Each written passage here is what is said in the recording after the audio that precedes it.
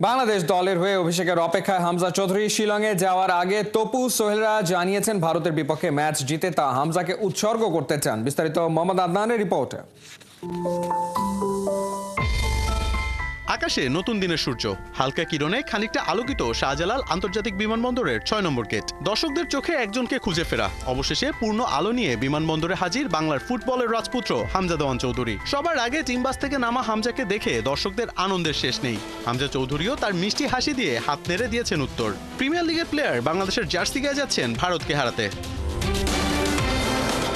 ভারতের বিপক্ষে Asian cup বাছাই পর্বের ম্যাচ খেলতে এয়ার ইন্ডিগোর 6E1108 ফ্লাইটে সকাল ৯টায় কলকাতার উদ্দেশ্যে রওনা দেন হামজা জামালরা। সেখান থেকে পরের ফ্লাইটে যাবেন শিলং। তার আগে সকাল ৭টায় টিম বাসে পুরো দল একসাথে হাজির বিমানবন্দরে। হামজা জামাল মোরসালিনদের স্বাগত জানাতে বিমানবন্দরে দর্শকদেরও ছিল উপচে পড়া ভিড়। বাংলার ফুটবলে যে সুদিন ফিরছে তা এর প্রতিচ্ছবি মাত্র। সবার আগে টিম বাস থেকে নেমে বিমানবন্দর গেট পার করেন হামজা দেওয়ান চৌধুরী। তারপরই একে একে নেমে আসেন তারিক কাজী, শেখ মোরসালিন, আলামিন, জামাল ভুইয়ারা। হামজা এখন দলের প্রাণ ভোমরা, বদলে দিয়েছেন পুরো দলের মোমেন্টাম। এছাড়া হামজার ওয়ার্ল্ড ক্লাস ফিটনেস মুগ্ধ করেছে তার সতীর্থদের। ইন্ডিয়ার বিপক্ষে ম্যাচ জিতে বাংলাদেশ দল তা উৎসর্গ করতে চায় হামজাকে। তার ফিটনেস নিয়ে তো আনডাউট, তার fitness world class fitness definitely দেখেন। আর আমার কাছে মনে হয় একটু শিলংয়ে আমাদের খাপ খাওয়াই নিতে একটু সময় লাগবে, কারণ এর জন্য আমার কাছে মনে হয় ৪ দিন আগে আমরা যাচ্ছি।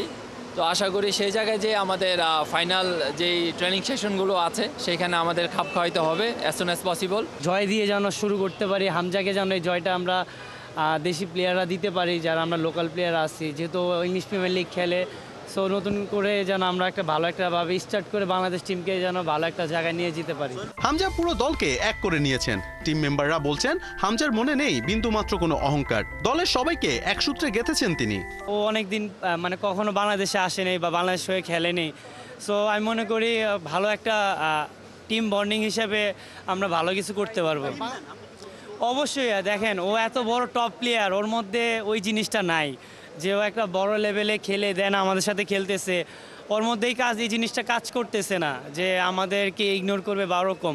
সো আমি মনে করি খুব একটা ভালো মনের মানুষ, যেটা আমি মনে করি আসলে একটা প্রত্যেকটা মানুষের থাকা উচিত। প্লেনে উঠেই ২৪ সদস্যের দল ঘোষণা করে বাফুফে।